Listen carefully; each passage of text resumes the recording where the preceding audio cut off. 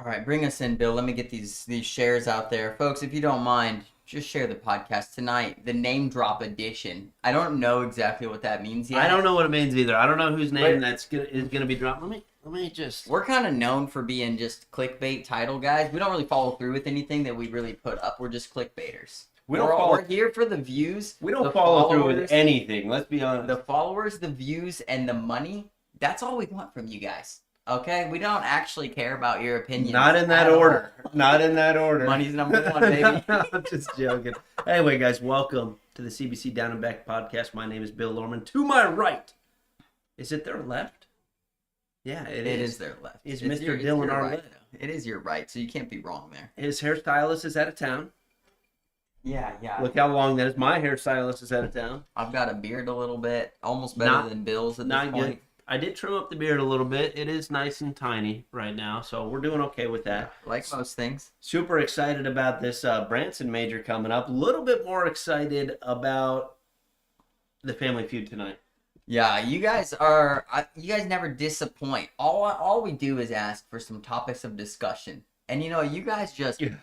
You hammer down in the comments, and I'm just so appreciative of it, Today was a wild day in the comments. Shout out Kim Jackson, although I do have the old version, the Kim Dice jersey on. Let's go. Pre-marriage Kim. And yeah, I can't wait to read some of those comments and dive into that stuff, dude. There's Kim right there. I like the jersey. Okay, let's go. It's an older version. We might need an updated one after this season. I mean, you only have like 17 of them this season, so I think I can get one, right? Yeah, I think you owe us one. I need one. Just next time you get one, order a small, Kim, or a medium.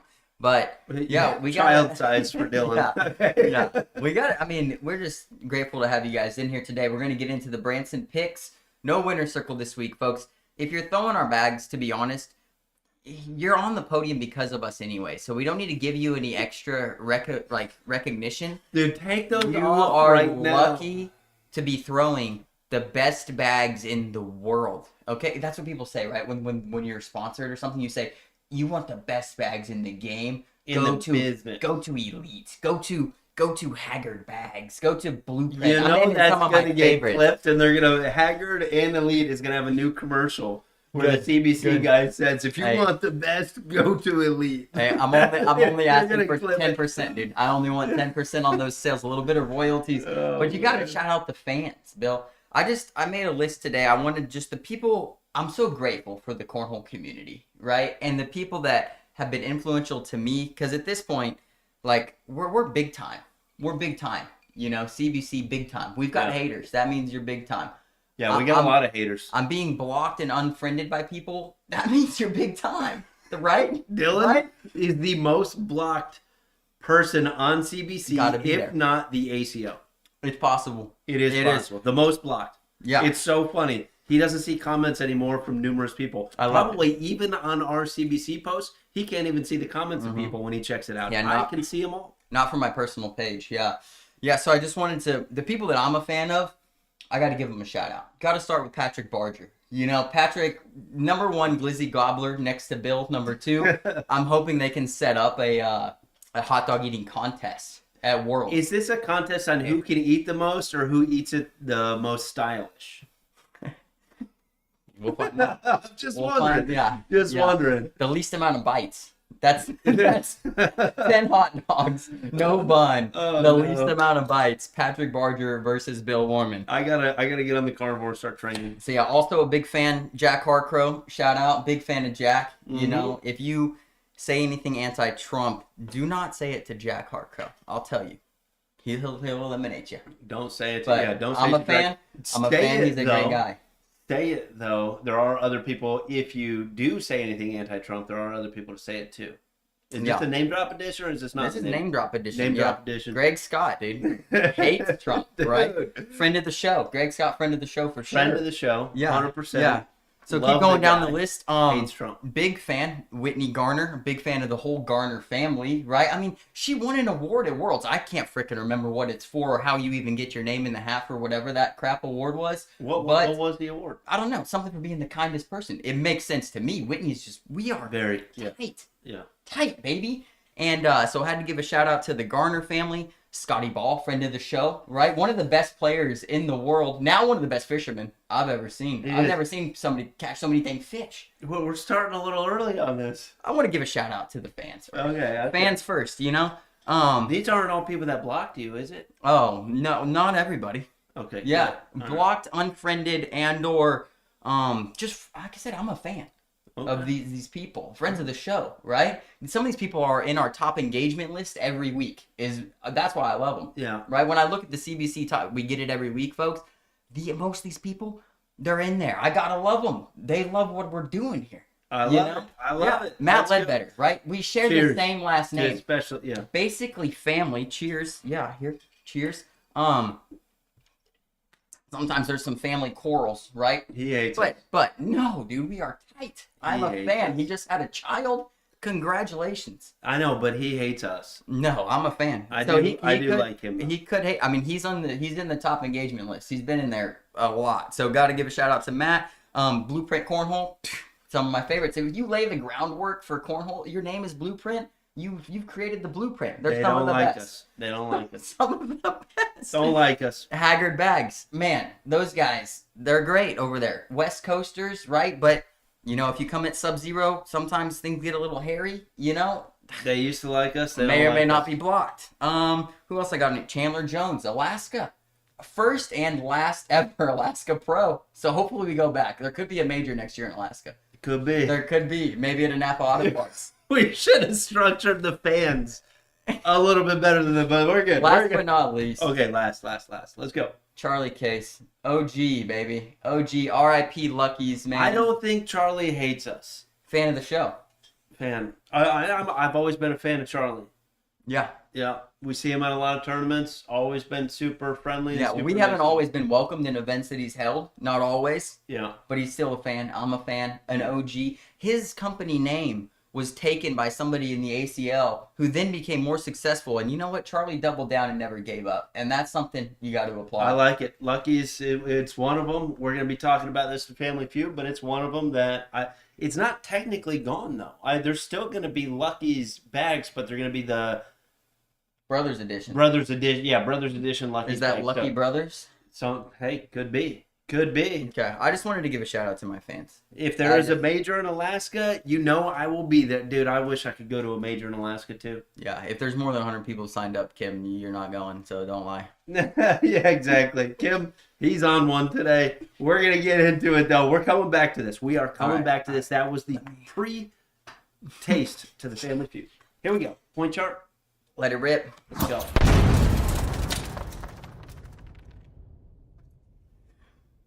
All right, folks, welcome to there we go. Family What point Picks. chart? Oh, You got this? no.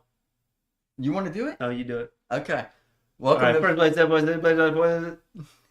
Go ahead. I'll stop. All right, folks, welcome to Family Picks. This is where we make picks for the upcoming major this weekend. ACO Major Branson, the last one of the season. Each week we make picks, myself and Bill, sometimes against a guest. Recently it's just been mano-y-mano. This is how the point breakdown goes. We make a pick for each division. They get points based off how they finish in their division. First place, 10 points, 8 points, 9 points, third place, 8 points, fourth place, 7 points, fifth place, 5 points, seventh place, 3 points, ninth place, 1 point after that. You don't get any points. Got to take the top 10 if you want anything CBC. Let's go. Okay, folks, I do want to show you one thing. You see what Dylan's drinking right now? This is what happens when we're on live streams at majors. But he'll rip about 3 of these. There's no controlling him after that. There's none. And What do we got today? I'm not saying like you're supposed to control somebody, but I'm saying a lightly, hey, maybe, you should calm down a little bit off stream and stuff like that. There is no calming down. That's what I mean by control. Have you ever heard Theo Vaughn's clip when he says, he's talking about this guy Eddie, and he goes, he's like a deaf Jack Russell Terrier. And Joe Rogan goes, what does that mean? It's like, because they're crazy dogs. Oh, yeah, 100%. And he's like, a deaf one, you just can't get him back. It's like the funniest analogy ever. He's like a blind Jack Russell Terrier, and that's how Bill's explaining me when I get ripping on the It's over. the energy. I've been brought back from the brink numerous times. Different brink. Different brink. Yeah, the other side of energy. Yeah, let's pull up Scornholeo. Folks, there's some interesting stuff going on at this major too. If Drew Blauvelt was to win singles, he will max out and join Carson Morris and Sebastian Barger to play for Player of the Season. Is he maxed on regionals now? I think he's one away. He's going to get it in. Okay. Just assume that he's going to get it in. Assume that he's going to get that. It's just the major. He is going this weekend. If he wins this one, he's got 4 major wins back to back to back to back. If he wins this one. If not, he's still back to back to back. Yeah, I mean, he is one of the last 3 majors he showed up to in 3 very different locations. None of them easy. None of them. Toledo, Ohio. Yeah, Toledo. Who's were there? Clarksville was huge. Yeah. What was the third one? I can't even remember right now. He's won so many. What was the third? Was it Beloit? No. I'll look later. Yeah, somebody knows in the comments. It was Wisconsin. Where did they play in Wisconsin? Wisconsin? Lacrosse? Yeah. Wasn't it lacrosse? Was it lacrosse right after? I believe it was. Saturday, the last day to get regionals in. May 31st, I believe, is the last day. So whatever day that is, Hunter, I would have given you a shout out earlier if you were listening, but I really do love you, buddy. I like Hunter a lot, too. Yeah. Hunter's actually a good guy. A fan of the show, for sure. Definitely a fan of the show. I'm a fan of him, though. Yeah. Beloit. Okay. Lacrosse. We got mixed people in here. I don't even know which one it is. What about Chris Norris? He's a fan of the show. Okay, we'll wait till we get there. Chris hasn't. Except me and Chris haven't had any sort of quarrels in any way. Right. Never. Right. You have had quarrels with a lot of people. I named most of them. Yeah.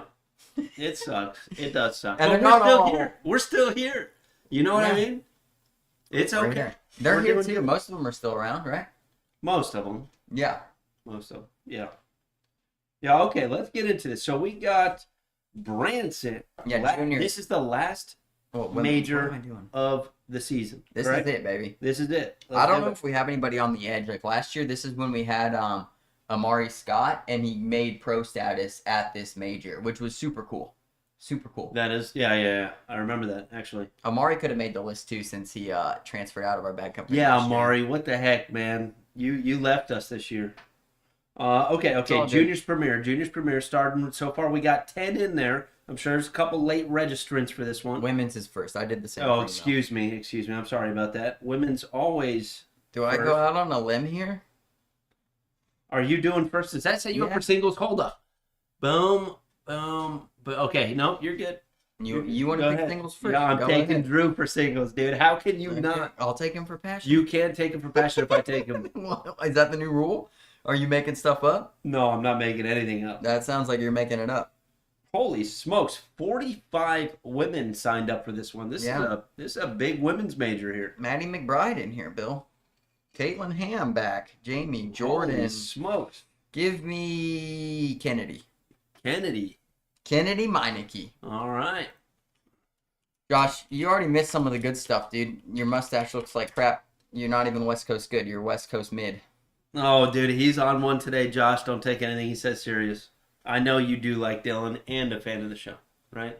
Yeah. He did actually give me a shout out the other day. And Josh, was like, I know, but I want you to know, Josh, that this whole calling thing, the only people that call back is because that's our value. That's our company, dude. We do that stuff. But yes, I know you do make the calls because I make most of the calls. You make some of the calls. Some of them. Yeah. Some of them. But you do a very good job. Josh gave me a shout out the other day because he was looking for a sponsor and we had a great conversation. Honestly, Josh, you're kind of on the list too because we sent you free stuff and you pretty much just said thank you. And I don't even know where my stuff is, but you chose a different bag company. We'll see you at Worlds, Josh. I haven't even seen you with your hat on. Nothing. So it would be nice if you could just send it back.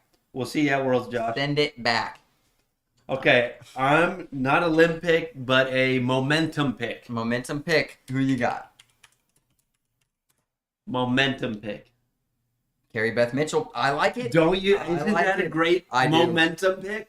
No, she's been great. I think the sleeper in here a little bit is Brianna Powers. Where's Brianna Powers? She's right above Carrie Beth.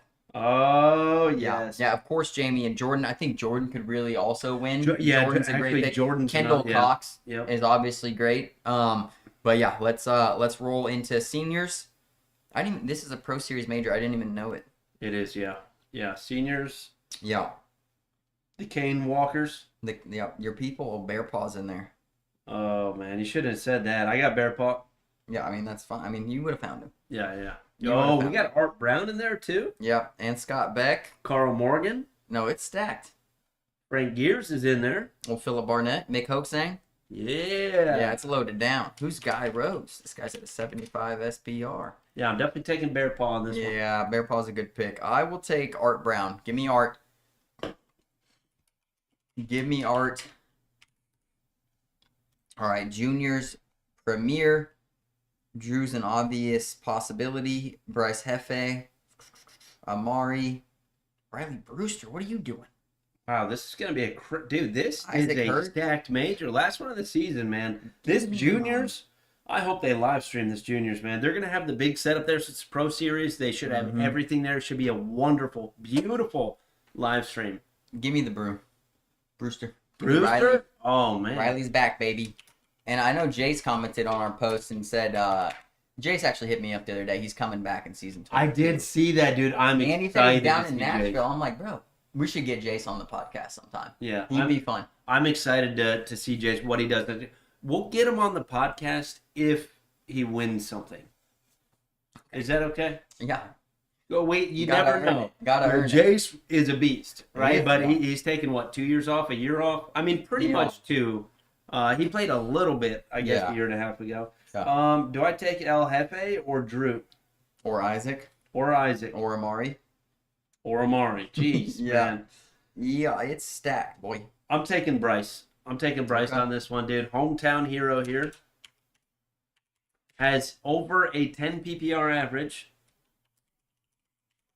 And has every shot in the game. Although he only uses every shot if he has slow bags and his PPR goes down a little bit. Sometimes he throws faster bags and he just puts them in the freaking hole. He's like a Bear Paw with faster bags. You know what I mean? Still slow side, though. Still slow side, yes. Yeah. Well, I mean, Bear Paw throws slow side most There's of the some interesting co-ed teams, Bill. time. Okay, co-ed. Colby Baskins and Kendall Cox. What's going on there? I don't like that team. I do like that team. I don't know. I'd say that team could be pretty good. The Mitchells, of course. Brianna and Hunter Powers. Lacewell and Lisa Hill. I mean, it's loaded down. You got the usual suspects, Seabass and Kennedy. I'm looking at some of the new people that I don't know. It looks like a lot of new people are showing up. Like, who's Kathy Swingrosh and Oliver Certain? Oliver Certain. He's a child. Is he really? Mm-hmm. Yeah, Karsten Morris and Samaya Watts. That's an interesting team. Yeah, I don't know if I like that team. Stacy and Amish. I don't know. Let me look. Shannon Roberts, Carl Morgan. That's interesting. That is interesting. Seabass and Kennedy. That's a very, very safe pick, in my opinion. Tim, we're not doing the live stream, buddy. If we were, we wouldn't be here right now. Yeah. We'd be on our way to Branson. Yeah. Yep. Let me get Seabass and Kennedy. I gotta lock in some safes here. Doug Although I and do have a Lisa. lot of safes.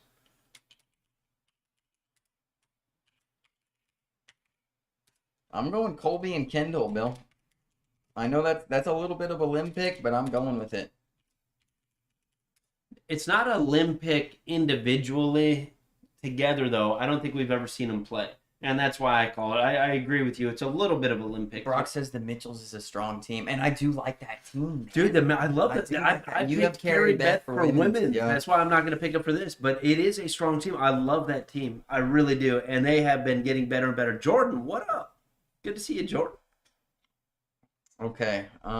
Doubles. Got the Slim Reapers in here. Their last chance. Seabass and Amish. That's probably a safe pick, right? Last chance to dance for the Slim Reapers. Yeah. Brantley McClendon and Riley Brewster are a sneaky team. I'm telling you, I would not be surprised if they shook up a little bit. Amari and Parker. That's a team that if they can keep their heads cool, could be really good. If they lose control mentally, done deal. They could be 0-2. Who do you think loses control first in that team? Well, it depends on who's throwing bad. It depends. I mean, they both rarely throw bad. Yeah. Myself and Team Zero Bag Co. Love what you got. Hey, Sean, appreciate that, man. Thanks, appreciate Sean. that, brother. Yeah, you weren't in my fan zone shout out in the beginning of the episode. That's a good thing. Trust me. We do like that there are live streams provided on the West Coast. Because of Sean Hammond Zero Bags? Yes, we definitely do like that, dude. We appreciate that. Drew and Michael. Michael who? Drew and Michael who? Do I have to get in the pools here, Bill? Wait, who's Drew playing with? Michael who? Who's Michael? I don't... There's so many of them. I'm going to find it, though. Damon Dennis. Tanner Roof, yeah. Okay, so it's not under Drew's name. Sorry, That's folks. great. This is a tough one. There are a lot of people in here that I have no idea who they are, and they have great stats. Michael Rainey. Yeah, he's got good stats, Bill. T. Nelly, what up? T. Nelly, man. Oh, Luke Hepperman showing up, dude. That's my boy. Scott Beck and Art Brown is a team, Bill. I like that team. Who's Patrick Langford playing with? It's the last one on there. I closed it before I looked. Oh, Will Thompson. Okay, I like it. Will Thompson. I'm gonna go to the pro side of it. Oh my gosh, I love this team, but I haven't seen them playing forever. I will not be picking them, but I love this team. Sammy Van Sickle, Drew Dixon. Okay. I love that team. Not gonna pick them though. All right, give me Michael Rainey is playing with Drew. No, Isaac Hurd and Nate Stevens, Bill. What are we doing with that team? What? Why didn't Nate even tell us this? I knew. Dude, Nate. Sammy Van Sickle and Drew Dixon. That's what I just said. Oh, my bad. Give me the Slim Reapers. It's my pick. What? Okay. No, it's yours. it is not. How many major wins do they have this year? I don't know if they have any. That's why I'm feeling good about it. Come on. And Zach's been talking crap in the comment section, so I think he's fired up. Where's Zach at? Well, no, in yeah. We're gonna talk about you in a minute, Zach. We're gonna talk about you in a minute. Hey, you sit and wait in the corner. We'll be over there in a second. Yeah. Jacob Coleman is going to this? Coleman. Yeah, dude, that's no way. Josh, what do you mean travel out of my backyard? 3 weeks ago I was in Arizona, and last week I was in Delaware. So don't tell me I ain't travel out of my backyard. I'm just not throwing bags. I don't have time for your nonsense, bro. I'm better than West Coast good. I play in the heart of cornhole. If I showed up to your majors, I would win them all. It's obvious. Right? That's what people are saying. All I got to do is show up to the easy ones once I find them. All you got to do, if you can pay to win. This is a pay to win game. We'll talk about it in a minute. Yeah. It's pay to win, though. You didn't know that? Yeah. Okay. How do you like my pick? I love it. I think it's their time, dude. They have never let us down. You know what I mean? Like, they always throw very, very, very well, and I love it. You've got first pick for singles, Bill, so just rip yours in there. Drew, Blauvelt. That's my passion pick. It's not. You cannot pick him as a passion. You cannot pick my singles pick as your passion pick. That's okay. I'm gonna take Gary Bearpaw. I love it. There's so many good players going. I could name 24. Are you taking Drew? No, I'm gonna take. This player received a little bit of hate from his own. Make it a mid player. Make it a mid player. I am. Okay, I'm gonna make it a mid. Let me lead this up. Okay. Because this player was a featured player, ACO player to watch, and received some hate from some of the own people on his own team. Give me Mr. Larry Young, baby. I'm feeling good about Larry Young. Because he should be coming in here with a little chip on his shoulder that people on his own team were kind of saying that Chris Day carries him through doubles, this and that, right? I don't like that kind of talk, especially within the same team. I did see that. And, yeah. And there was a lot on that, too. I think Chris Day came and, defended him a little bit, I believe. So. I like that. I wanted to pick Chris Day, to be honest. Chris Day stand-up freaking person, man. Yeah, not just because he's tall, but he's a great guy. We love Chris Day. Yeah. Okay, so I'm going to pick a mid player. Is Larry a pro? No. Is he? If he is, I got to change. I don't know. Let me check. I thought he wasn't. So now I feel like I insulted him. Damn it. He is a pro. Dang it, dude. I thought he wasn't a pro. Oh, don't worry. Mine was a pro, too. And let me at least type. I was going to pick a Jacob Coleman because I said I'm going to do a mid player. Let's put him in there. You want to do him in there? You want to do it? We've both been the rules. I got to get you. Yeah. That's okay. Yeah. I like Jacob Coleman, man. He's a good guy. We're breaking our own rules here, folks. Okay? So and I'm calling him, can hate on we're calling him a mid player as a joke. That's all we're doing. Even though I don't think Larry's mid. Really is. I think Larry's a beast. Jacob is mid. Yeah. He is. Jacob is mid. All right. Branson picks locked in. The tournament looks huge. Good luck to everybody this weekend. Bill, if I wanted to pick one for Pro Series, top of my head, I'm going with Chris Day. He hasn't won one yet. On Pro Series. So picking the winner of Pro Series is insanely difficult because they have to qualify for this through frame games. Yeah, your guy might not even get in. You have one bad round in 13 on frame games, you're out. You're not in it. That's it. Who can I pick for this? Well, any pro. No, I know that. but I'm thinking about it. Who is not going to choke? Isaac's like always in. He's always a solid pick for Pro Series. I say that now and watch him throw like a 110 in the frame game. But you know what? Parker. Yeah, Parker's a good pick too. You know what? Who we got? Zach Dawson. It's H, isn't it? And no, yeah. Yeah, sorry, Zach. That's my bad. Let me get an H in there for you. You're a Zach. Bink. I like that one. Zach Stash Dawson. without the stash. Yeah, I've been stashless for a few weeks now.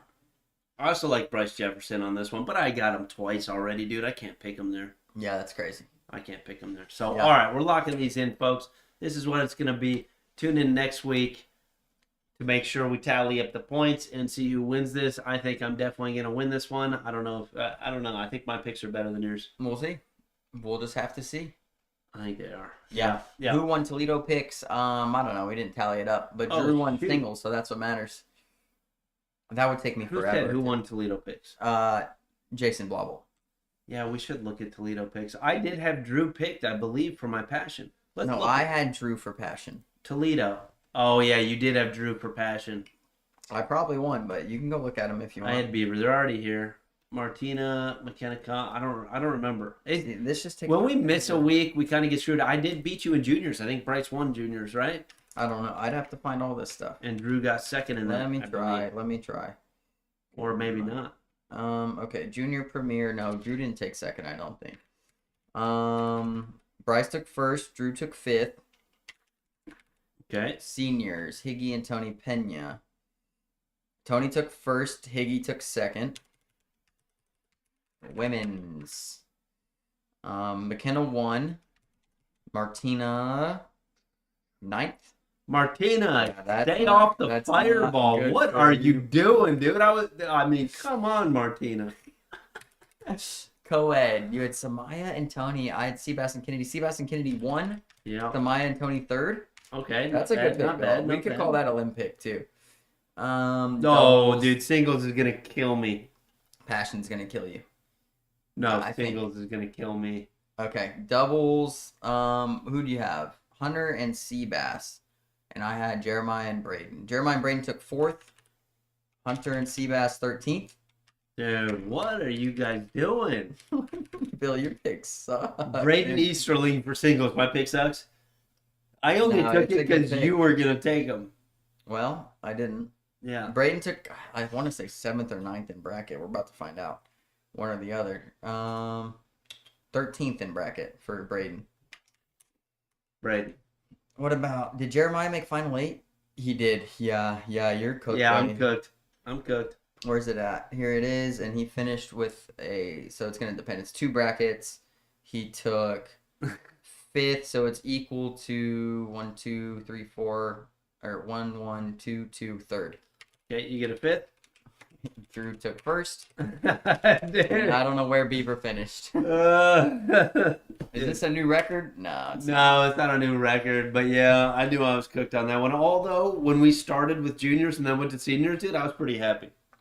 Yeah. All right, we're saving that one too. That one's locked in for the records there. Moving on, folks. Here we go.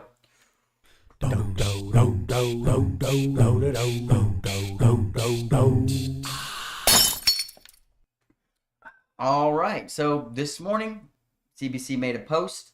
You have to take this down and then it's behind it. Just asking for topics this week. And we know some people have been a little riled up about the Canada Major, right? Some other things. Had no clue. I mean, it's gained 8 comments, Bill, since we went live. Since we went live, folks, if you're still commenting and you're not in here, just comment in the chat. Yeah, let me get prepared here because, man. Okay, we're going to have to calm down just a hair, but we'll be okay. We'll be okay. Calm down. Well, we got to, because how the podcast started was high energy, which I like. Yeah. I do want to say a couple things about the beginning of the podcast about that too. All negative things about one person. Me? No, I got my sunglasses. I'm allowed to say whatever I want now, right? Yeah, we've been there. All right, we'll talk about it later. We're gonna get there. I promise you. Did you want to shout out one of your fans? Yeah, I did. Well, I wanted to talk about a fan that was already shouted out. That is probably CBC's top hater. We'll get to it. There's a comment that refers to it, so Sounds no big good. deal. Sounds good to me. Okay, let's pop this in here. Bink. Okay, so topics you all would like discussed on the podcast tonight. Throw them in the comments. So, wait, where... this is the wrong comments. No, it's not. You just adding to our comments. Well, yeah, that's because this is up in the background. So whenever you throw something in the chat over here, it throws it in here because both screens are up. Oh, I figured that out. No. Yeah, so 2 of these comments don't even count, folks. Yeah, 2 of the 8. This is proof right here that we delete comments. So whenever anybody says you guys delete all the hater comments, just know that we do. Yeah, so 100%. We delete all the hater comments. Yeah. Okay. So this is the funniest one that starts. Dustin Aran uses the classic Hector's gonna it's that scene in Fast and the Furious where it's used in a ton of. It's like a meme, a troll thing that people do. Bill, I know you don't get it because you're not a social media guy. But I have people seen do this all the time. Fast and Furious, and I don't remember who Hector is, but I do know what the spoon engines are. Yeah. And he said something about that. Yeah. He's the. I mean. Like I said, and it was funny. Everybody was throwing these different Fast and the Furious little gifs in here. Okay. And then Cody Mia ruined it because he said that he's on Elite. That's how. It's like the joke was just already there, Cody tried to be like, oh, Hunter can get all this stuff because he's on Elite. And I'm like, you know what, Cody? Cody, if you got big baller money like that, I'm happy for you. If you guys are on CBC. We're not paying for 3 Honda Civics with spoon engines, and on top of that, Well, I don't know. I don't understand all this stuff, guys. Yeah. I'm old, okay? Dylan tries to inform me of these things. Sometimes they go over my head. Yeah. Sometimes they do. Do we want to start with this one? No, not yet. Okay. Not yet. What did we see at the beginning? Well, at the beginning, we've already got past the beginning. Dude, we got a lot here, folks. This is Chris saying that we need to. There's too much negativity going around. Today's going to be a negative one, so that's just what it is, folks. All right? Carson Moore saying, man, love everybody coming after California. Hope you feel better. It's not about California specifically. Don't pass off Chris Seaton's thing there. Okay. Next week is going to be the Positivity Down and Back podcast. Yeah. How about that? Yeah. Folks, well, I said I actually we know the topic. Idea. Pick a random person, throw something wonderful about them in the chat, and then we'll go over those. Yeah, we'll do a post and it'll say, find a person, find a tournament, and I want to write up, and we're gonna shout them out, everybody. Yeah, but the only issue is that 2 people are gonna be here watching that. You know what I mean? They like the negativity. They do like this. Yeah, they like but we're gonna do that. We're gonna have the positivity one next week. We're gonna contrast these 2. Where are we at here? Okay, payouts. I'll start it off. Jeremy Miller says payouts. Payouts are gonna stay the same. I'm gonna tell you right now. We have no effect on it. If you don't like it, it is what it is. We do agree that the bigger majors, I mean, we're talking top level 300, 400, 500, there should be an increase, right? And that's where everybody wants the point system changed. Bill and I have always thought more that when a major hits a certain threshold to up the payout rather than the points. Right. We think the point system should stay the same because there's no reason to level down a major. Okay. So one thing about the points that I do believe it should stay the same. I think the point system is fine, especially since they weighted majors a little bit heavier than regionals, and they have 40 majors. Wherever you live, you could show up to a few majors. You can make it to something like that. It costs money for everybody to show up to these things except me. Yeah. I'm just joking. It does cost money for me too, y'all. That's we're gonna get to your post there, DJ. Yeah, we are. No, it was a good one.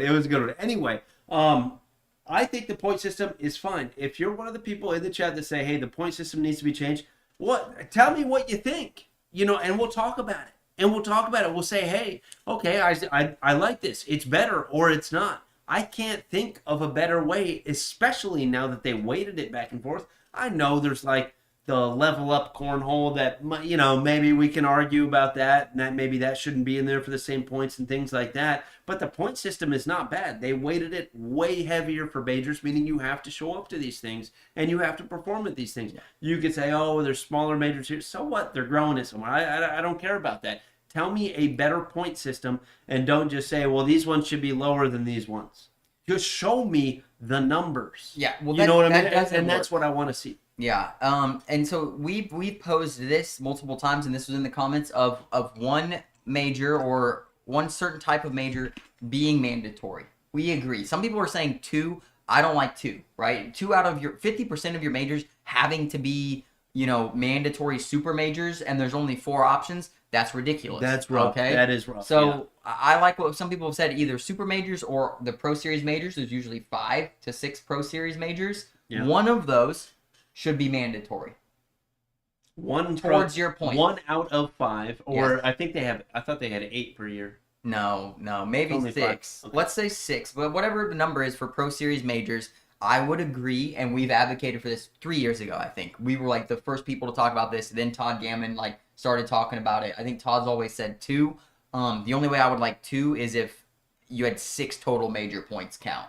But 2 out of 4 is crazy. 2 out of 6 I could see. But 1 out of 4, I think, is really fair. 1 out of 4, 1 out of 5. 5 or 6 options, right, of tournaments to go to. You have to choose one of them. Whatever you take, if you only go to one, that one's counting in your points. I'm completely okay with that. Yeah. But the caveat to this, one of those probably needs to be closer to the less populated areas. Throw it in Vegas. Throw it in Oregon. Throw it in. I don't care where. Probably it has to be in an area. 100% has to be on the west, and that we know that that's a big argument for a lot of people. Is like, oh, there's not enough players that show up to other ones. West of the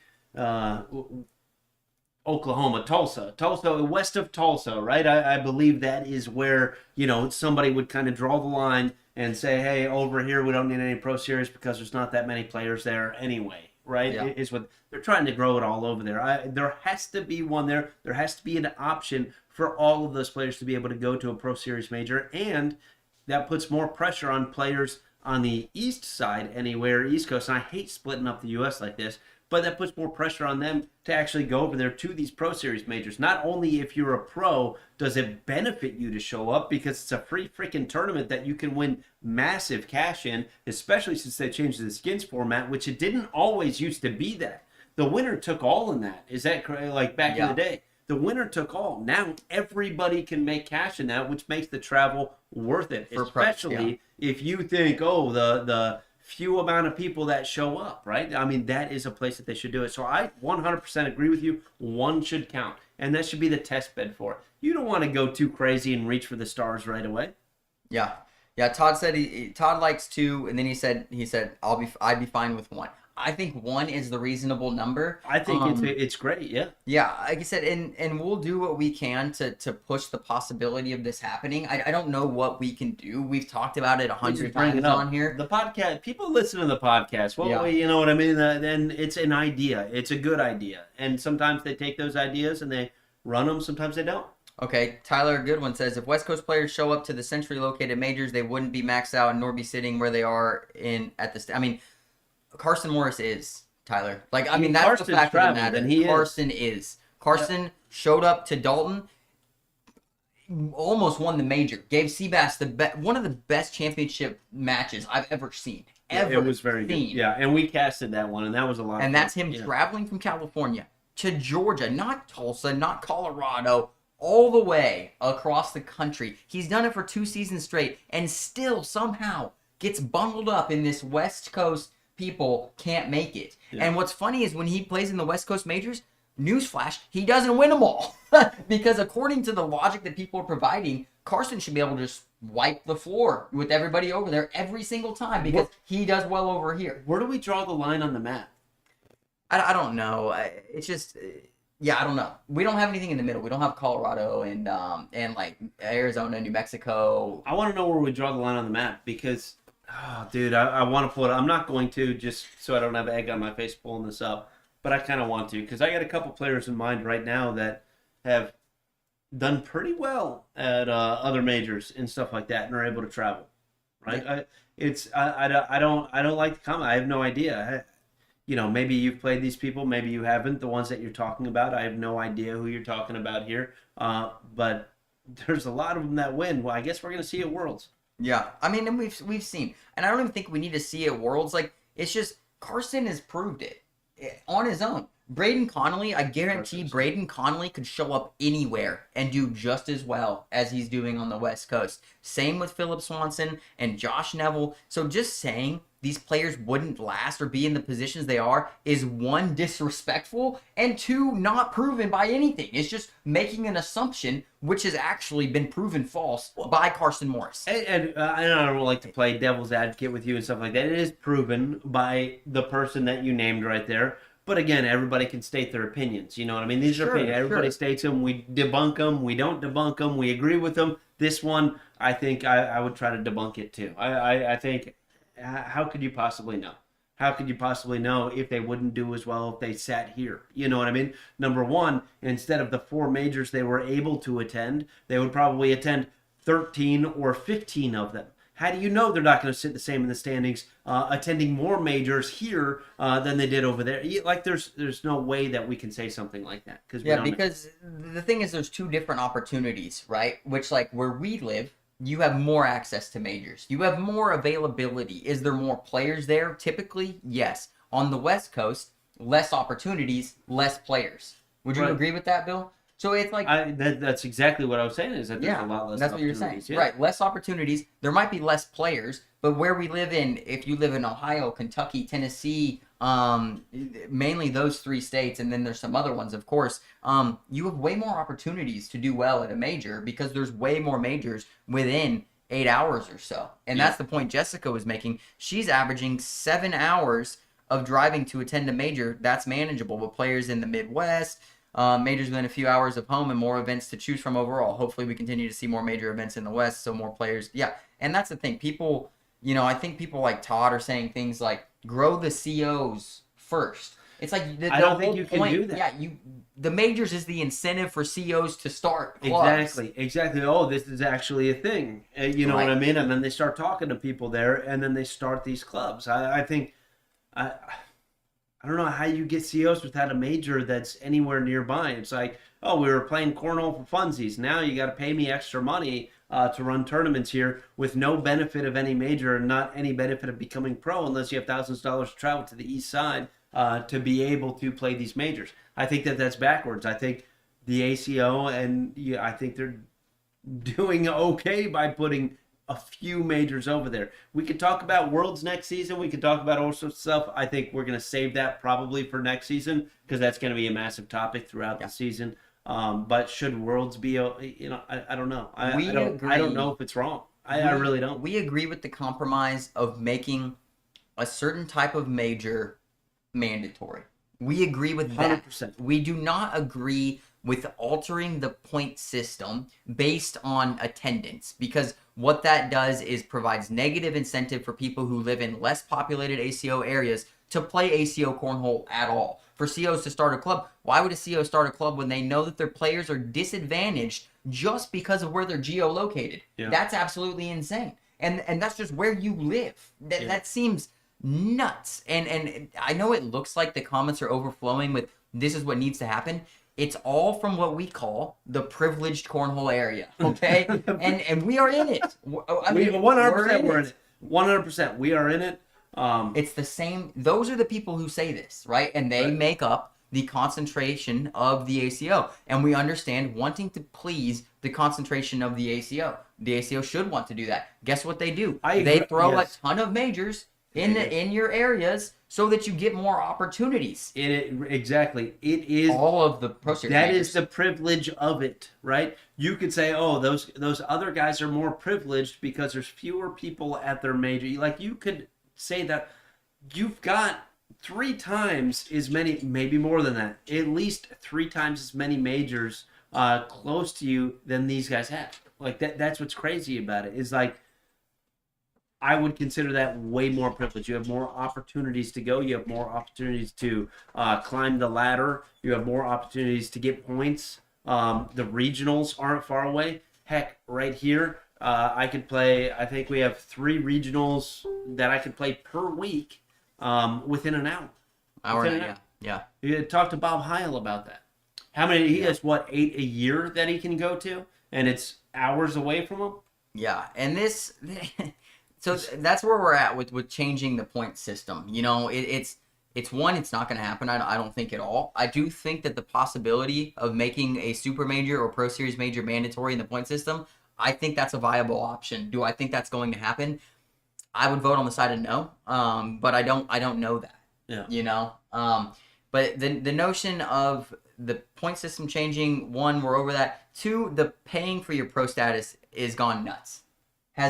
Saying that people. Well, I don't want to talk about that. We'll read comments on that. We'll get to that. I just do want to say Jeremy Lester said Luster should say Worlds should just stay in one place like the ACL does. I believe the ACL owns that building that they have, correct?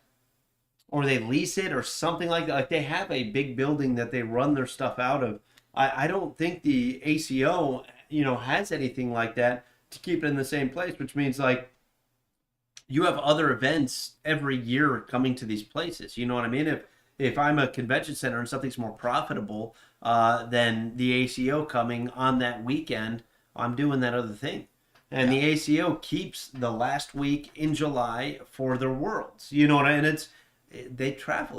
Like I don't think it's a terrible thing that Worlds travels. Would I personally like for our bag business and everything like that? Would I personally always love it in Owensboro? 100%. It's an hour and a half from me. I could drive up there. I could be there. I could go there, come back home, go to work the next day, and then drive right back up. Like it's wonderful having it here, and I would love if it was there all the time. Personally, is that the best for the ACO? I don't know. I don't know if it's the best for the ACO to have it in the same spot every year. I have no idea. I don't think it is. I think a traveling one is probably the right decision. Yeah, I like a traveling or one. Picking somewhere in the middle of the U.S. Yeah. I don't know. But personally, would I want it here all the time? Yeah, I guess I'm a fence sitter on this topic. You know what I mean? Because I can't choose one or the other. Yeah, I mean we've managed to make it every year that we've been around. That's what we do now. We hope to make it next year. We will see. We're hoping. Mitch, the point system is not dumb.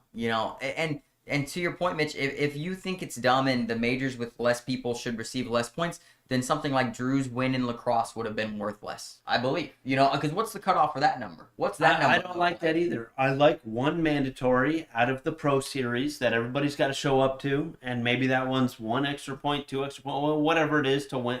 Well, then you would have a clear first place and no player of the season at Worlds. Yeah. If you had something like that. So you can't do that, right? Or else that does free up like some Worlds time? At least one day of time. You know what I mean? At least one day to have different structured tournaments, which we're fans of, which we'll talk about some other day. I don't know. So it's mandatory to show up to one of those. If you don't, you only get 3 majors, correct? That would be the case. Yeah. I think that's okay. Yeah. I think that's okay. Or maybe your 4th one, if it's not a super major, is like slashed at 50% or something weird like that. Yeah. Slash at 75% of whatever the point value is. Yeah, a percentage of the 4th major, because you don't want to not have pro for not being able to show up to one. I don't know, dude. It's tough. That is a very, very tough one.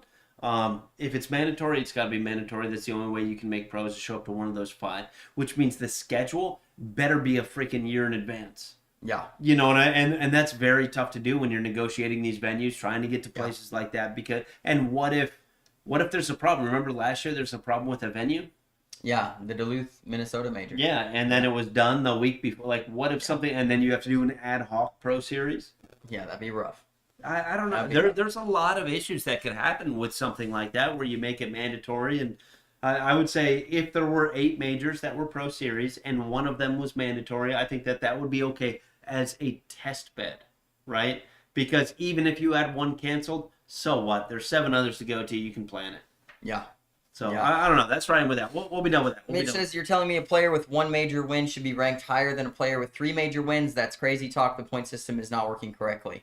Are you talking about no regionals then? Well, no. He's talking about Drew. Drew has 3 wins and a 9th, and then somebody like Dustin has like a 1st, a 2nd, a 3rd, and a 3rd or something like that, and Dustin has more points. And it's close. If we took all their majors and added them up and then divided it by the amount of majors, what's the number?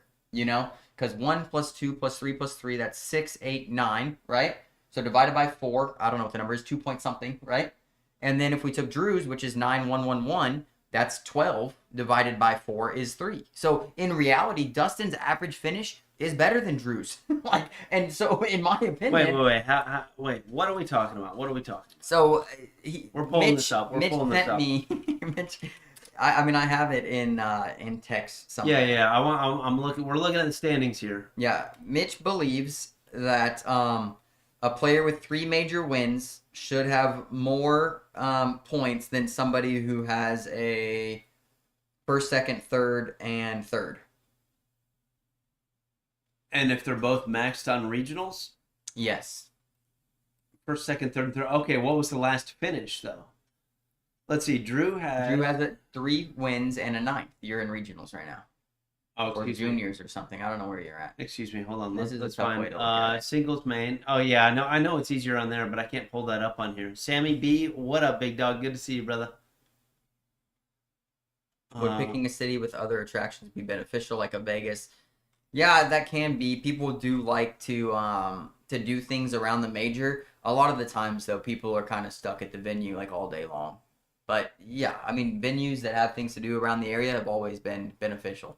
World singles, is this regionals? Drew has 3 firsts and a 9th, Bill. I'm telling you, I know what it is. Okay, 3 firsts and a 9th, yep. And we're talking about, and this is just an example of it. Other people could be here too, but let's look. Dustin has a first, second, third, and third for his top 4. First, second, third, and third.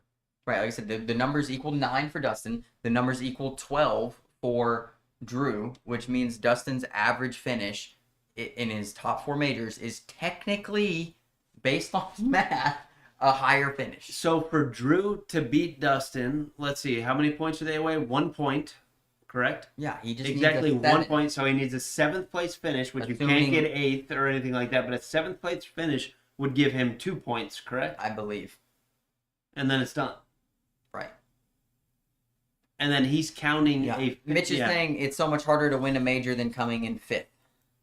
I mean, we agree. But like I said, the average finish is what the point system is somewhat based off of. And mathematically, that makes sense to me. Whatever the average finish is should be higher in points. But, I mean, I don't know. I don't make the rules. Wait. Sam Benfer. I don't know who that guy is, but let's look at this. He said, I talked about it a little bit while you were looking. Oh, woodpicking is. You know who Sam is? Yeah. He's my buddy from the Army. I know. I love Sam. Sam, it's good to see you, brother. All right. What's next? Let's go to the comments. We can't be doing this freaking forever. Okay.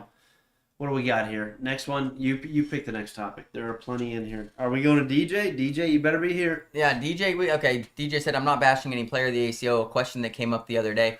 And we used to frame stuff like this, a question that came up the other day, when really it was our own question. No, it could come on. You're talking to somebody and it comes I'm making an assumption. Okay. Should pro or non-pro players working for the ACO and have their travel and or stays paid for by the ACO? Should pro or non-pro players work for the ACO and should they do that? Okay. And have those. Does this take away from the Road Dog Award? Is this a financial advantage? Then more power to anyone that's putting the time in, is my opinion. Let's take this one by one. By one. Should pro or non-pro players work for the ACO and have their travel and stays paid for by the ACO? Should they do it? Yeah, I think somebody's got to run the tournaments. Yeah. Most of these people don't make much money whatsoever. And all the benefits are paid by things like that. If that is what it is, and they're paid a normal salary like they're a W-2 employee, that okay. How can we structure this appropriately? I think. Well, we don't even know who's getting paid to do any of this, and I don't know if DJ has proof of this or not. Like, let's do an example like Ryan LaBelle is a CO, runs a club, and then also runs tournaments and travels everywhere running tournaments. These tournaments that he travels to run to, run the tournaments, are tournaments that other COs or people that are employed by the ACO could not go to. So they call up a pool of people and they're like, hey, we don't have anybody to run this one. Can you do this one? We'll pay for your hotel. If you want tickets to play the tournament, we'll pay for those. And I don't know what else. That's probably it. You know what I mean? And then, money to actually run the tournament or whatever it is. I think that that's appropriate. Any company would pay somebody to do work for them for something like that. Yeah. But should pros be a part of that and non-pro players? 100%. I think any cornhole advocate, in my opinion, that is doing work to further the sport and further the game should get compensated for the work that they're doing. There are many things that we didn't get compensated or any benefits for whatsoever, but we just did because we love the game. You know what I mean? And to get paid to do that, to where I don't have to take my own money, take time off work, like just for instance, every major that we go to and stream, we play too. We are in that non-pro player category, and we stream, and we have a contract for our stream.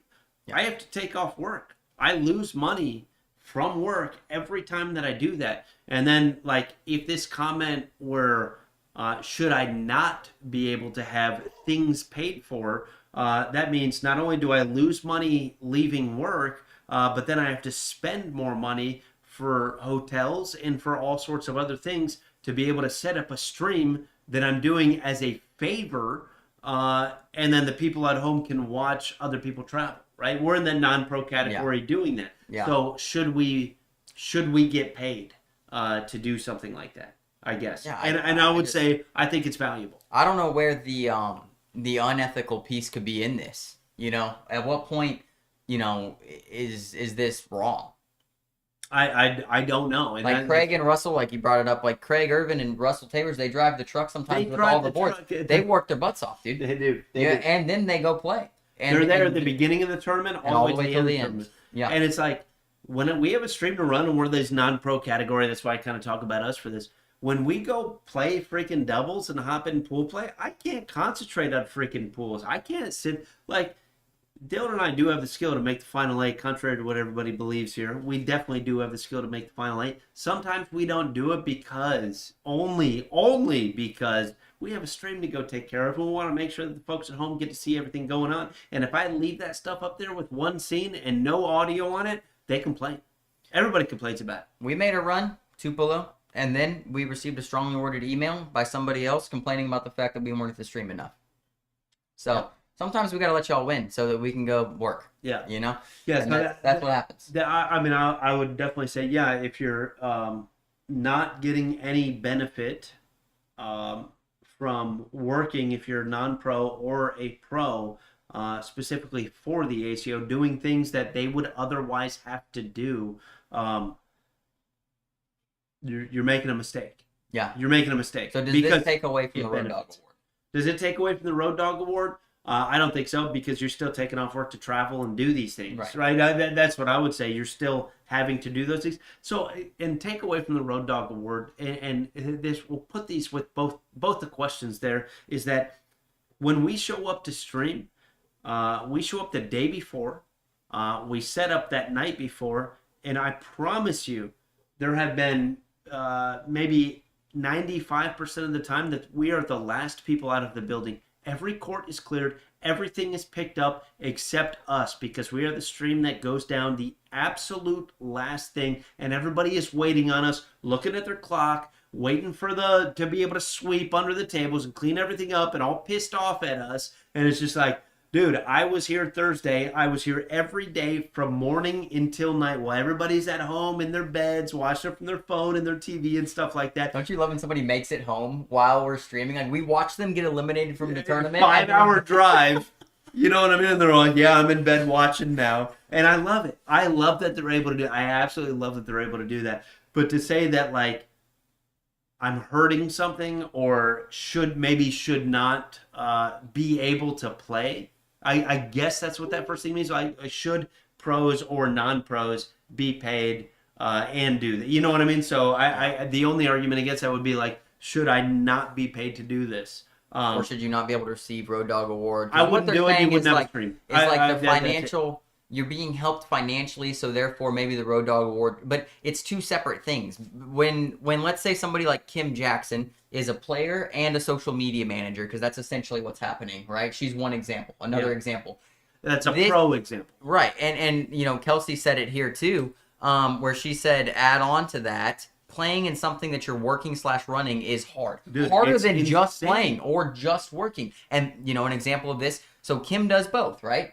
I believe she should still receive the Road Dog Award. Somebody like Ryan LaBelle has made the decision where Ryan used to run the tournaments and play in the tournaments. Can't do that. He can't do it anymore. Can't do that. Guess who's not eligible for the Road Dog Award? Ryan LaBelle. He's been to over 13 majors every season. He does not receive the Road Dogg Award because he doesn't also play in the tournament, and that's the rules of the Road Dogg Award. So you have these players are choosing to work and play.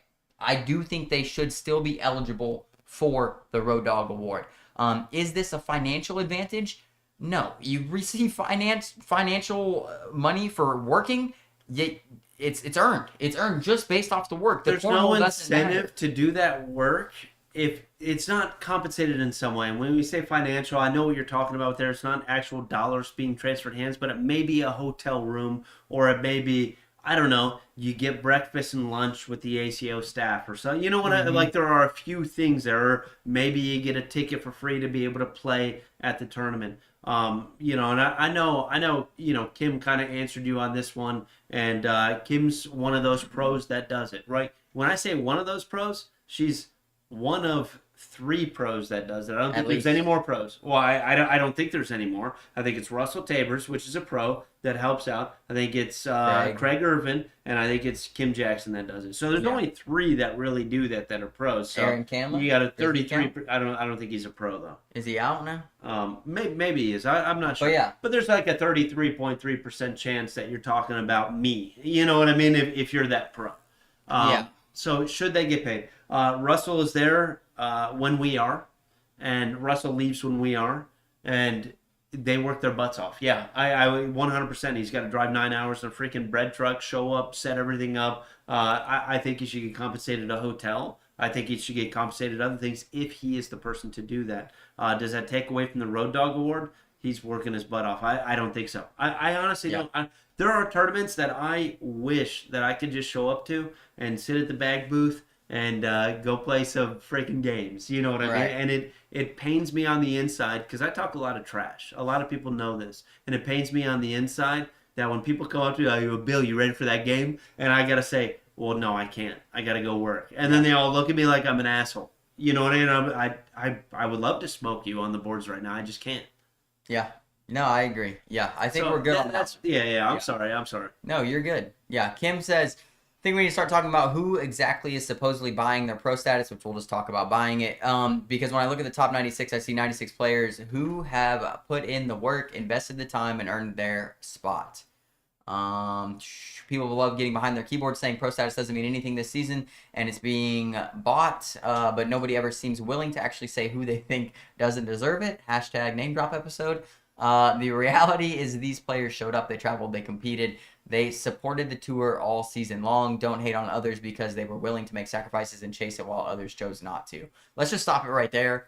Yeah, there's a lot more on there, and I think it was a wonderful comment on there because I actually, after reading this comment, I went to the ACO standings, I looked at the top 96. Could you find one where you there were like 4 players on there where I didn't know their name. Mm-hmm. You know what I mean? So I had to actually search in their stats and see how they were doing in regional. Dude, they're good. They're good. I had to search on the stats. I like this guy. If I played every regional that we had around here, and I played every major that I possibly could, I might be able to be. I mean, I might be able to beat. Maybe. I think I'd be pretty close. Yeah. I want to know, what does it mean to be buying the pro status? And Braden already made a comment on here that said, it doesn't matter what majors you go to. If you throw a 6 PPR, you're never going to be a pro. 100%. And that's and the threshold's actually higher than that. It's probably 8, or something like that. And I just want to talk to the people that say they're buying it, Zach here or Todd Gammon or Bob Howe. Give me a list of the majors I can go to and guarantee myself a top 5. Hopefully I don't even have to throw a bag since you're saying you just have to pay for it. Pay to win. Let me know. Let me know which 5. Give me 5 because everybody says it's obvious which ones are going to be small. They're easier. Well, tell me because I think that a lot of players this season tested this theory out and moved from, the Cornhole Central and went to these West Coast majors. And I don't think a lot of them won, if any. I did see a lot travel. Yeah. I did see a lot of people travel to other tournaments and stuff like that, West Coast, East Coast, whatever, but I saw a lot of people travel, and it did not look paid. Somebody from the comments, let me know if anybody from this area won a West Coast major. Braden Easterling won one in Fresno. Yeah. But, I mean, I'm telling you, the people that are winning on the West Coast are from the West Coast. Yeah, Shibby says Mobile was small and far from easy. Yep, and people make that comment about Tulsa a couple of years ago. Tulsa had like 60 players, right? And by everybody's standings here, it should be worth less points, less money, and those people are paying for the pro status. But everybody agreed that that major itself was worth it. Yeah. So what is that threshold? It's just because you guys knew the names? You know what? It's a terrible argument. Josh, if you find out how to do that, dude, I want mine. Okay? I want mine. Yeah. I'll pay a couple bucks for it. No big deal.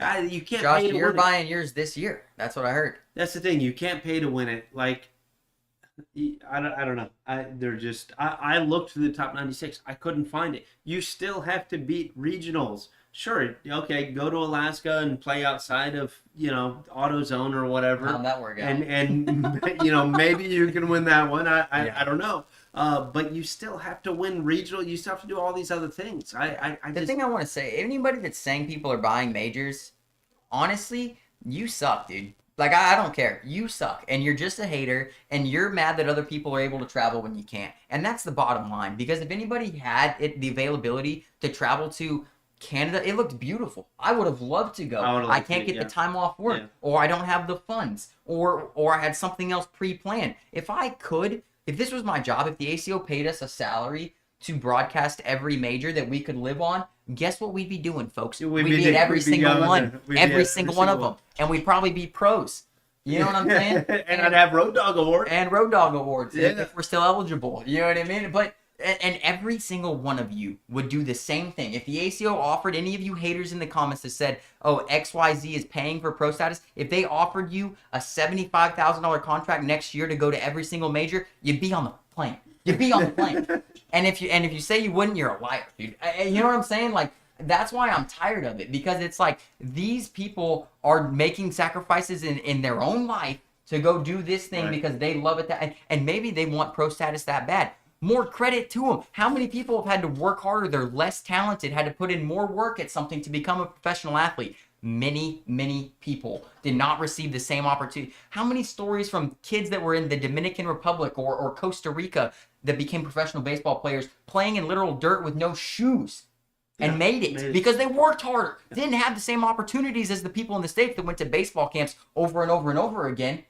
But guess what? They made it because they wanted it. And that's what's going on. $75K, where do I sign up? Yeah, everybody would, dude. And it's a ridiculous theory and thing to say that anybody's bought their pro status. You still have to show up. You still have to play. You still have to earn X amount of points to make it. Bought it straight out for pro status. I honestly, I looked at the top 96. I combed through it. There were 4 or 5 names that I didn't know in there. Every other name that I knew was like, yeah, this is definitely possible. Yeah, this is definitely possible. And I based that off of, again, if I didn't have a live stream, didn't have a bad company, didn't have anything to do, and all I wanted to do was play and go out there and do it. And you know me, I've practiced. I've taken a lot, but I think I could go to enough majors to maybe in singles pull out that top 96. Yeah. I think I could. I mean, shoot, Dylan, our first regional this year, what happened? We won. Our second regional this year, what happened? We won. That's it. That's how we only have 3 regionals this year. We won the first 2. Yeah, one of them we traveled an hour for, so we paid for that one. Yeah, but we won it. Right? We traveled about an hour and a half, so that's big time for us. Yeah, big time. It was a lot of fun, though. Yeah, Great I just want to debunk that, man. And if you're saying that, you're just a hater, dude. Like, that's it. And bottom line, like, I'm not trying to be judgmental on you, but if you rework the way you think about things, I think you'll have a better time. You know, like, I think you'll like cornhole a little more. This whole thing that cornhole's broken because people are traveling to wherever they want. What's your problem with it? I wouldn't worry about it. It's so strange. It is absolutely strange. People in that top 96, I'll give them this. I'll give people this. Anyway, people in that top 96, the people that are very good, some of them that travel more often than others, that are higher ranking than others and things like that, from somebody that only showed up to 4 majors and is lower ranked than somebody that showed up to 13, sure. Yeah, I agree with that. I think that person that showed up at 13 had more opportunities to be higher ranked than you, and they only take 4 out of those 13.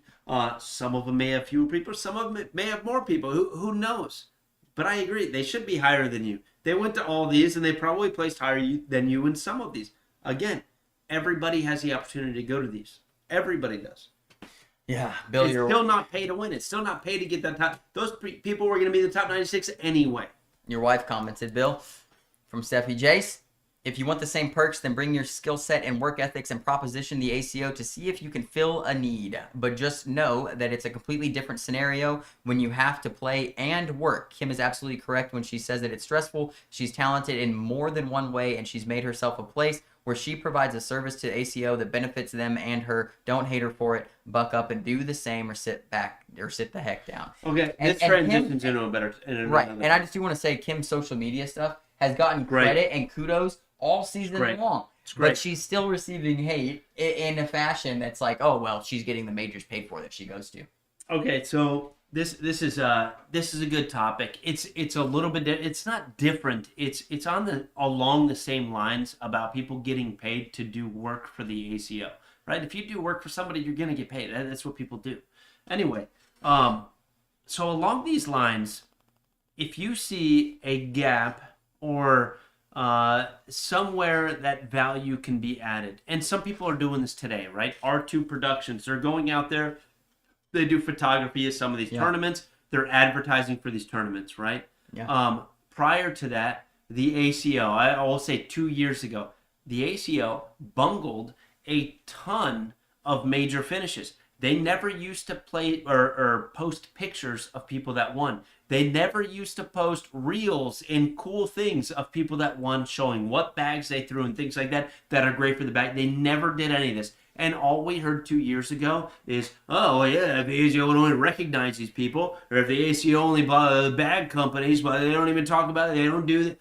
Somebody found that gap in value, and they went out there and they're like, well, hey, I can do this for you. And the ACO's like, well, shit, well, we'll give you something for that. That's valuable to me. So if you see those gaps, if you're one of those keyboard warriors that sits back and is like, well, it's crazy. They didn't have a stream here, but they do here. Set up your own damn stream. Get over it. You see this gap in value, figure it out. That's what we tried to do. Don't be mad that we tried to do that. We're trying to help the people out. But no matter what you do, it just seems like people still catch hate. And people are still complaining about it. Even though, I promise you 2 years ago, the comments were, oh, this person won it, and the ACO didn't even say anything about it. Oh, this person did that, nobody even said. Now there's recognition for literally everybody that wins. And what do we claim? Or what do we complain about? Well, the people who make the things that recognize those people. They're getting financial advantage, bro. It's take wild. Away their road dog. There weren't live streams ever. We're like, hey, there's a problem here. Let's start live streaming and do this, and maybe we can get some benefits for ourselves. And we do that. You know what I like? The ACO leaves it up to anybody. If you have a live stream, if you know how to do this stuff, if you can figure it out, just like we did when we had nothing, they will. It's a value add to a company. Yep, and it was the same thing. And it's a great thing. With another often complaint is, oh, there's no major here. X. Enter what it is. Guess what? And I made this argument in the comments just last week. There was no major in Clarksville 4 years ago. Maybe 5 years ago, we knew. We advocated for one. We got with somebody. We did all the groundwork. All of it. All of it. And because we saw a gap that we thought could be valuable to us, 100%, a major in our backyard, that is valuable to us. Yep. And valuable to the ACO and all the ACO players, because we knew that we consider ourselves almost exactly central of the mecca of cornhole. 100%. We are in between all the right states.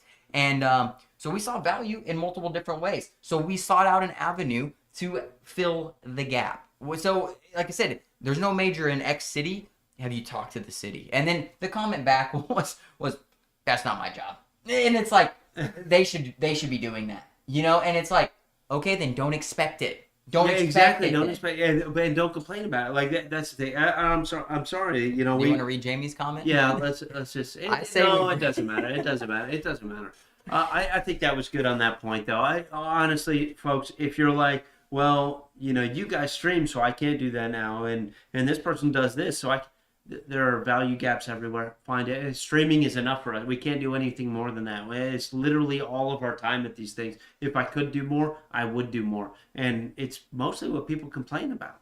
But when the complaints get to, well, those people that do it, they should always be there and always entertain me. instead of doing it. It's like, dude, give me a break. Well, it's just the comment. Somebody should be there, but I'm not going to do it. I'm not going to do it, but somebody should. Like, that's a bull crap thing to say. But it started out as there should at least be a live stream. It did start out as you know what I mean? And now that there is a live stream, it's just not good enough. You know, and it gets.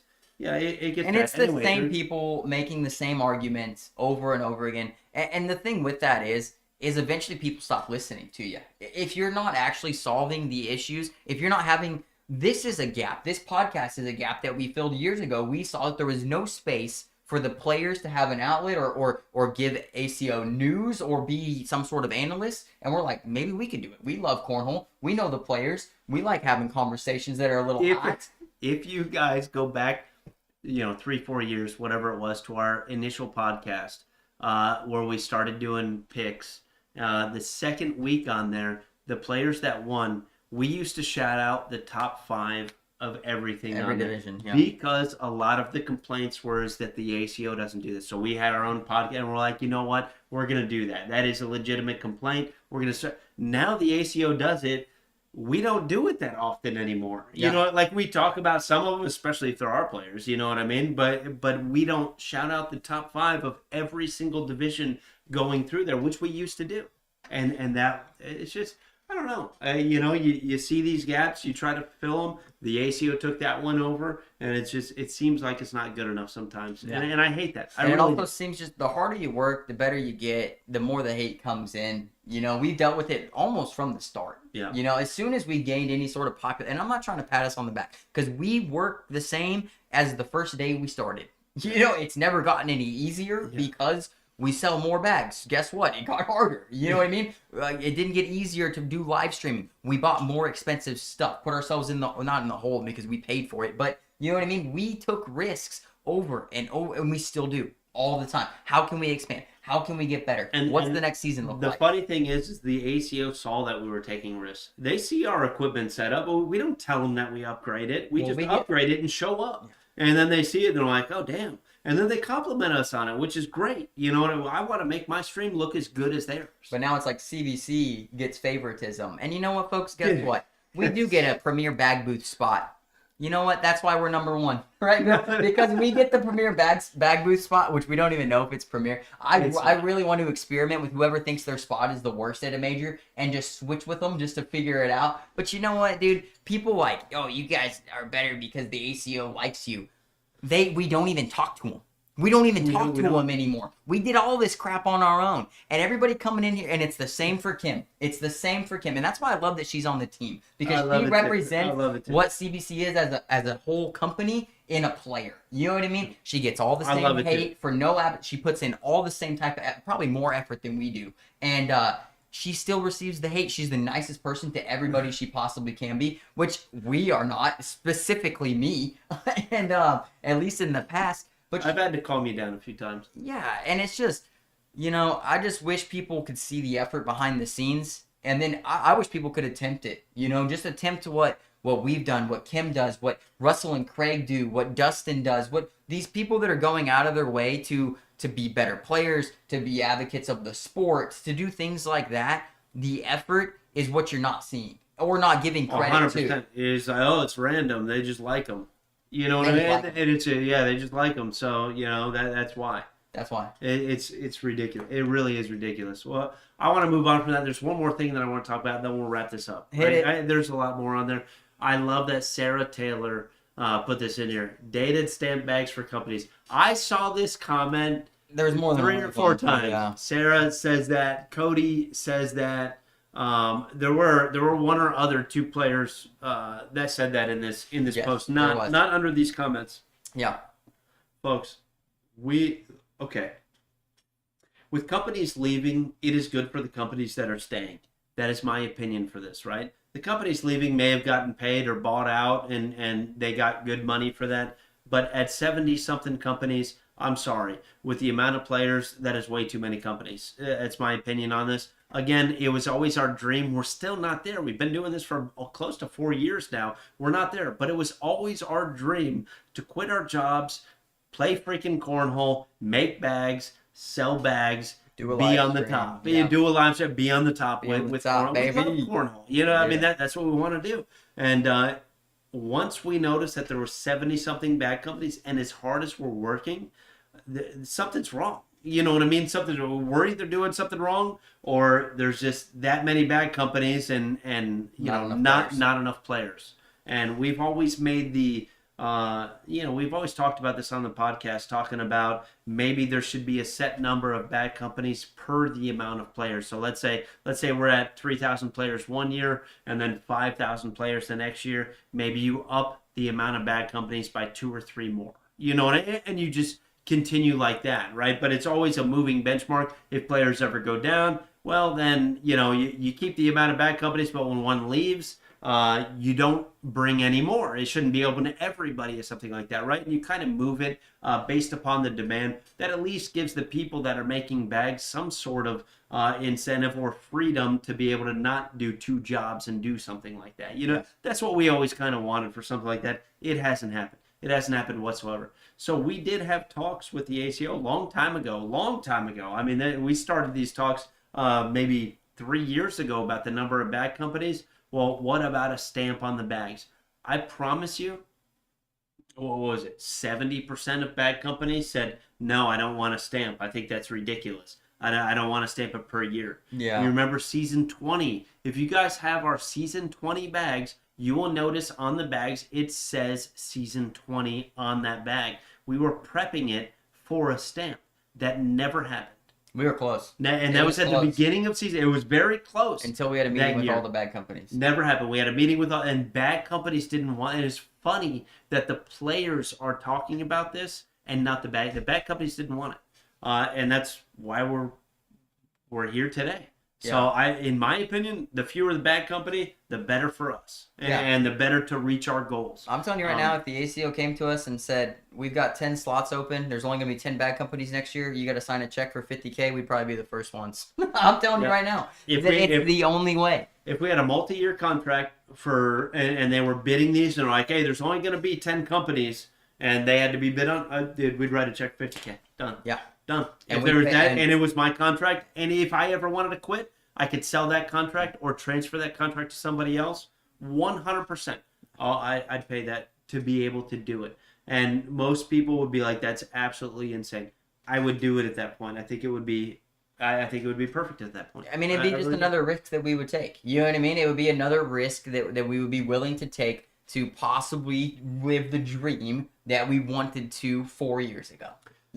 Todd has a great point here. Exactly, the dream, trying to keep it alive. Todd has a great point here. It says Matt. That is Matt. My bad. I see Gambit in there. I always think it's Todd. My bad, Matt. You don't comment that much. It says too many companies. That's the reason my dad started 7 Mile. Need less companies so sponsorship hopefully gets better for more players. Matt, I would say a lot less. We are stretched to the max on sponsorships. We put out a post the other day that talked about, hey, we're not even putting out an application this year. We love our family. We love our team this year. If players happen to leave at the end of the year, we'll look at something, with the players that we want to discuss. But other than that, it's weird because it feels like when you go to an event, it almost feels like everybody is sponsored when you're at that event. Yeah. Even though that probably shouldn't be the case. It shouldn't be the case at all that everybody is sponsored. But a lot of companies came into it and they thought, hey, the first thing that we need to do is get people throwing my bags, and we need to get them on live streams. We need to get other people seeing them. So I'm going to sponsor a bunch of people. It hurt a lot of companies. It really did. If we got down to a reasonable number for the amount of players that are in the ACO, I believe the money per sponsorship would go up. The sponsorships may actually be lower for the amount of people. That's my opinion on that. But I believe the money for those top sponsorships would probably go up at that point. That's my opinion on it. Yeah. Bill, I got to answer a couple more questions. My bad. Bad companies leaving, I don't really care about that one too much. We don't know why. We don't know how many. We don't know anything about it. Is it good for the sport or not? I think it is in general, but we'll just have to see. That's going to be a waiting thing. Yeah. What a year stamp. We went over that. Yeah, I'd like to go to the bag companies leaving next year when the season starts. Okay. When the season starts. And then we'll talk about it because we'll have a list of it and we'll discuss. If you didn't throw your own bags, what bags would you throw? Me? I like that. I mean, we'll both answer. Do you want me to answer it first? No, I'll answer it first, 100%. BG Wizard. No, it's got to be in the ACO. ACO? It's got to be in the ACO. If I didn't throw my own bags, who would I throw? Dude, don't make me do it. I throw Bullseye.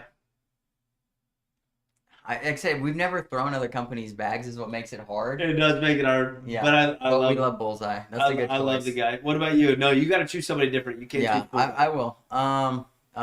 Man, I would choose Matt Ledbetter. We share the same name, but then I saw that High Roller posted they only do incentive-based sponsorships, and honestly, I'm worth more than that, and Bill's worth more than that because we're not only just good players. We are borderline personalities. We're the life of the freaking party. Yeah, so I want to walk in, somebody carrying my bag. I want it, in sports when you see like the pros coming down the hallways in their suits and chains and sunglasses. That's how we deserve to walk in. We're walking in like Rampage Jackson, bro. Yes, exactly. You know what I'm saying? The dog chain, and then somebody else carrying my bags for me, right? Yeah. And we want to be paid for before we even show up. We're a commodity just to walk into the dang building. We want margaritas on the rocks, hold the tequila for me, and that's paid for by the sponsorship too. So High Roller is out for me because incentives only. I got to show up for more than that. So I'm going with either Big D. I like it. John's my boy. He owns an airplane. I heard he gives great sponsorships. I heard he's big money. I'm a fucking pilot. I'm sorry, folks. I'm a freaking pilot. I've also heard Elite does the big deals. Elite does big deals. Elite's bag owner is the only one I know to get cut off from the bar for making some rude jokes. Comments in Clarksville, my hometown. You can't do that. So I can't go Elite. Can't go Elite, even though big money, right? Can't go Elite. So it's either. Yeah, and I like Zero bags. I know somebody threw Zero in here. I just don't know enough about them, and I think their bags are a little too. We gotta meet the guys. They're too crunchy for me. I felt them. They've got a lot of ball fill. Most of them that I've felt, and maybe I've only felt like one or two. And they're also really square, some of them, and I'm more of a round bag guy. That's why I like our Ronin or something like that. Okay. And so I would just go with Big D. The Big D is probably the Maryland I think would be my bag. Whatever bag has our carpet on it. Yeah, Maryland. And I would go with Big D. Who's your second choice? We got to do this one more time. Who's your second choice? You haven't chose a second. I've chose Bullseye is my first, 100%. Ed, let's go, baby. You're not the freaking go, baby. But I throw Bullseye. But I promise you, if I threw Bullseye, I would call up Ed and I would say, "This is what I want in the bag." I'd tell him exactly what I want, and I know Ed would handle that for me. So that would be good. The second company, are you making me go first, or are we doing a snake? We can snake. I had mine, but now I lost snake. it. You got it. I would have to go with DFB, actually. Jacob put it in here. I talked to Aaron a lot. And honestly, I'd be kind of split between DFB and Fly, and both of those are from Kansas City, so I know those two dudes probably beef a little bit. But to be honest, I like both of those guys. But I've talked to Aaron on the phone like multiple times, and we've talked business, and he's asked for my advice, and I've asked for his advice. He talks to me about like fitness and things like that. So we're kind of tight. So I would go with DFB just because I know that Aaron is a good dude. Coleman's on the team. He's on my list of fans. A good owner is something that you absolutely I would probably go with that over bad quality, dude. At this point, knowing as a bag owner, I would rather be with somebody. You'd call up and say, "Hey, you messed these up, dude. I need them like this." Yeah, I mean this radius corner, this amount of fill. Let me see what are you working with over there? Okay. Who's your second choice? I don't know if they're still in the ACO. How do you not know? I don't know. Okay. There's only one in my heart for this one, for the second choice here. Okay. You want me to give you a hint? No. Lane Cruz. 157? Nope. Gosh. Oh, B3? Yes, dude. Andy B3, Blada. Andy Blada. Dude, shout out to you, brother. You make some great freaking bags, dude. And that's, I would go with if B3. I don't even know. I don't think they're still a bag company in the ACO or anything like that. But that's one. That was a good pick. That was a good pick, dude. Yeah. Okay. Yeah. And then John asked about the. What did he say? This is so stupid. It's so stupid. He was talking about, I don't know where it went, but he was asking if I wanted to weigh in on the bidding war between High Roller and CBC for Bryce Jefferson. Dude, there is legitimately no bidding There's war. not. Hey, we love Bryce. Bryce is local to us. I would never talk crap about. I do talk crap about Bryce once in a while, but it's all in good joking and fun like that. Bryce probably also won't go to High Roller if it's incentives only. To be honest, Bryce probably wants at least some tickets or something. Yeah, he'll probably want 400 a major. Not a bad price. Yeah, not a bad price for that guy. Yeah. Who said this? Let's talk to Chad real quick. Chad said something. Just let the ACO run their business. If you don't like how they run it, then don't play. It is that simple. Yeah, it really is that simple. That's actually pretty accurate. You ruined the comments. Here? I can't believe you did this, folks. How did that happen? Dylan ruined the comments. Chad Jackson posted the sweetest. Oh no, I got it right here. Calm down. So how about you shut up? I'll read it. Okay, Chad Jackson, one more comment about Kim. She is truly the sweetest person ever and will help anyone the best she can. It sucked to see a person that she considered a rising player, and she even highlighted that player to make comments about people paying for pro and that the pro status didn't mean anything. The comments are unbelievable, and I appreciate all you guys do at CBC for us in Cornhole. Keep up the good work and see it. Yeah, I saw the comments the other day about people who... So this player to watch thing, it's a new thing this year, right? Where it's like an unlocked character. Cool. You have to guess kind of who it is, and then people find out, and they're excited for the person. It's turned into somehow, at least this last one. Why am I not on there? It's not me. You pick me, people. Stop, dude. Just stop. Like, if you want to get highlighted, message Kim, because I guarantee she'll put you on the list. I almost guarantee it. There's only so many people you can highlight, for one. She's picking people literally at random. So if you want to be highlighted, and you know what? Somebody that was in the comments that we respect I want to be highlighted. Can I message Kim? It's name drop episode. So Rich Jones was in there like, why am I not highlighted? Rich, dude, you're awesome. Everybody knows you're awesome. Yeah. All you made yourself look a little rough by being in the comments in that fashion. All you would have had to do is message Kim, how do I become a player to watch? I think that I've earned that through XYZ. Kim would go, you know what, Rich, you're right. And he did get featured this week, but only because he started the conversation with Backlash. And you think so? I mean... You don't know. Yeah, I don't know. To be fair, it's one of those opinion things. But if you guys want to be featured in that thing, and you think you deserve it, or if you think, like, let's say I think Bill should be it, I should reach out to Kim and be like, hey, I got this guy, Bill. He's thrown the most Bill bags in the ACO. They're named after him. He should be next week's player to watch. How can I get him on the list? I'm going to set up an email box, folks. I'm going to set up a brand new email. We're going to release it next week on this podcast. This email is going to be nominations for players to watch. I'm going to sift through them all. I'm going to choose. I'm going to send that to the person that makes the cool thumbnails of it and post it on there. Okay? Is that good? Yeah, and we're going to send it to Kim, or we're doing our own? Whoever makes it. I don't know. I think Kim makes it, but I'm not sure. I don't know either. I'm guessing based on Chad's comment. I didn't know until then. Let me check my notes, make sure I didn't miss anything I really wanted to talk about. Let's set up an inbox for nominations. We have to push this inbox. You know what I mean? Everybody's going to be emailing every week. If you don't make it that week, those are the only emails for that week. The next week when we start it, everybody's got to email again. I don't want to deal with these emails. I love it. You're on the email duty. Put the name in the subject area. Yeah. Nope. Delete. You just scroll the subject.